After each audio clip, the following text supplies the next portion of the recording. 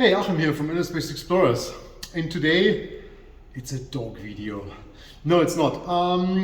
It's about this one. And before I get into, if you like my content, please hit the like button and subscribe to my channel. And if you do so, please hit the little notification bell so you get informed when I upload new content, which is normally once a week. So, as you can see, orange is the color.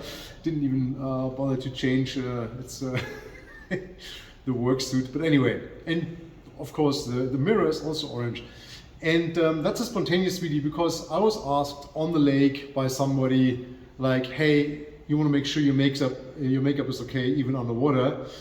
And beside from that, this is an interesting item, and there's still a lot of divers who never saw this before, and I thought it's probably a good idea to talk a little bit about it.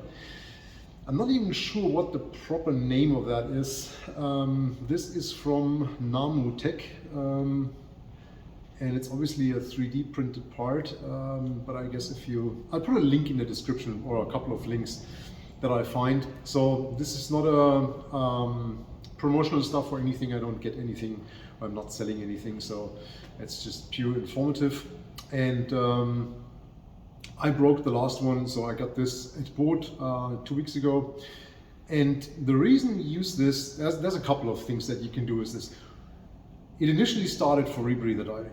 So you have this on your arm. I normally have it over the glove. And if I'm diving a rebreather, and sometimes you have this, there's a sound somewhere and you're like, am I bubbling? So now you can actually get the attention of your dive partner and ask him like, hey, question, am I bubbling on my rebreather? But that obviously ruins a little bit the flow of the dive, especially if you're doing something, if it's not just a fun dive. So if you're exploring a wreck, you're inside, you're in a cave, you're measuring, you're laying line, whatever, it's much easier to do this.